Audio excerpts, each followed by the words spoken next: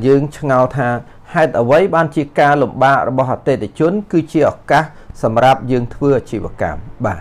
út thì họ tha nhiều nhom còn lụa tật sải đại cho bà rồi cả thưa sầm nòng bà ở tệ để chốn còn chết thưa tật sải đại chăng anh nhé còn ở mặt tình dương tì hai bà tệ để chốn còn sầm nòng và nâng còn xua thưa chọp là o đôi mình press ram mình bạ tè tế có đã chua cầm hôn sầm nòng dương từ thưa tì bà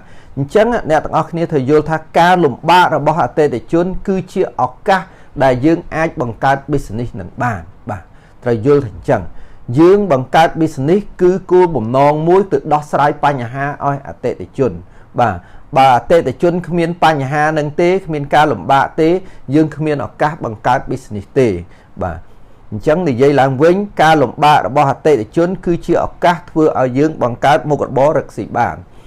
chẳng anh nâng cái hai tham miên market quạt trời ca tinh sự va cam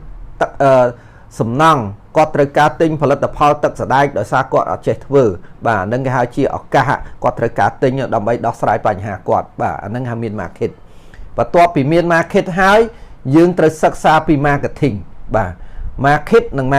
market គឺជាតម្រូវការទិញលក់បាទគាត់មានបញ្ហាគាត់ត្រូវការទិញផលិតផលទិញសេវាកម្មដើម្បីដោះស្រាយបញ្ហាគាត់អញ្ចឹងជាឱកាសដែលយើងត្រូវលក់ផលិតផលហ្នឹងលក់សេវាកម្មហ្នឹងឲ្យត្រូវនឹងតម្រូវការគាត់ចង់បានដែលយកទៅដោះស្រាយបញ្ហាគាត់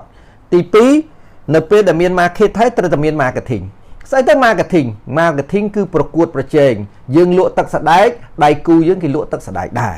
ណាយើងធ្វើសំណង់ដៃគូយើងធ្វើសំណង់ដែរអញ្ចឹងចំណុចទី3យើងត្រូវធ្វើម៉េចបាទទី1ទៅស្គាល់ថាមាន market នៅយើងទិញនឹងមានគេលក់នៅឱកាសមិញនេះភ្ញៀវដែលមានបញ្ហាអានឹងជាឱកាសយើងដើម្បីយើងមាន market បន្ទាប់មកបានមានហើយត្រូវតែមាន marketing គឺដៃគូប្រកួតប្រជែងចំណុចទី3យើងត្រូវតែរៀបចំផលិតផលយើងនិងសេវាកម្មយើងឲ្យល្អជាងដៃគូប្រកួតប្រជែងហើយត្រូវនឹងតម្រូវការរបស់អតិថិជនបាទស្អីគេរៀបចំឲ្យល្អយ៉ាងម៉េចគឺរៀបចំឲ្យទឹកសដែកយើងឆ្ងាញ់ជាងដៃគូប្រកួតប្រជែងពេលវេលាកំងឲ្យលឿនជាងទុកប្រើប្រាស់ឲ្យយូរជាងសំណង់ក៏ដូចគ្នាដែរសំណង់ខ្លះផលិតគុណភាពគាត់ល្អតែកំងយូរឬផលិតយូរឧបមាថាគេបើករេសរ៉ង់មួយគេត្រូវការ3ខែគាត់ធ្វើល្អតែគាត់ធ្វើដល់6ខែឃើញបញ្ហាអតិថិជននៅកន្លែងហ្នឹងមកតង់ទៀតយូរឲ្យគាត់ហ្នឹងហើយតែមួយឆ្នាំមានបញ្ហាហើយបាទអានឹងក៏ជាបញ្ហាមួយទៀតដែរធ្វើម៉េចឲ្យយើងល្អជាងដៃគូបើដៃគូសាងសង់3ខែយើងសង់2ខែកន្លះបាទមួយឆ្នាំមានបញ្ហាយើងមួយឆ្នាំកន្លះឲ្យតែល្អជាងដៃគូប្រកួតប្រជែងបន្តិចទៅត្រូវហើយកន្លែងហ្នឹងគុណភាពក៏ចឹងដែរមិនបាច់ឆ្ងាញ់ពេកទេតែឆ្ងាញ់ពេកវាខុសតម្លៃឧបមាទឹកសដែកយើងលក់ 4000 អញ្ចឹងគុណភាពមួយឆ្ងាញ់ជាងដៃគូប្រកួតប្រជែងតិចអ្នកខ្លះដាក់ដបេះខ្លាំងហ្មងគ្រាន់តែថ្លៃដើមគាត់ 10000 បាទដល់ថ្លៃដើមទាំងអស់ 10000 ហើយយើងទៅលក់ 4000 មិនចំណេញអានឹងធ្វើម៉េចប្រៀបដៃគូប្រកួតប្រជែង level low ប្រៀប low medium ប្រៀប medium ភួរប្រៀបភួរនៅពេលយើងដាក់ខ្ពស់ពេកវាចូល level មួយទៀតហើយយើងទៅលក់ level ឧបមាថាទឹកសដែកយើងលក់ level medium ទេថា 4-5000 ទេដល់យើង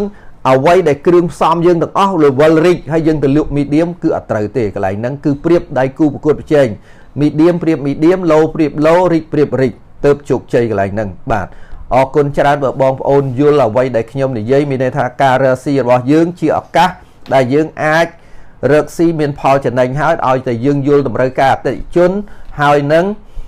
ដៃគូប្រកួតប្រជែងរៀបផលិតផលយើងឲ្យល្អជាងដៃគូប្រកួតប្រជែងនៅគុណភាពនិងពេលវេលាប្រាក់ចំណូលយើងនឹងកើនឡើងប្រាក់ចំណេញនឹងកើនឡើងអរគុណច្រើនបាទ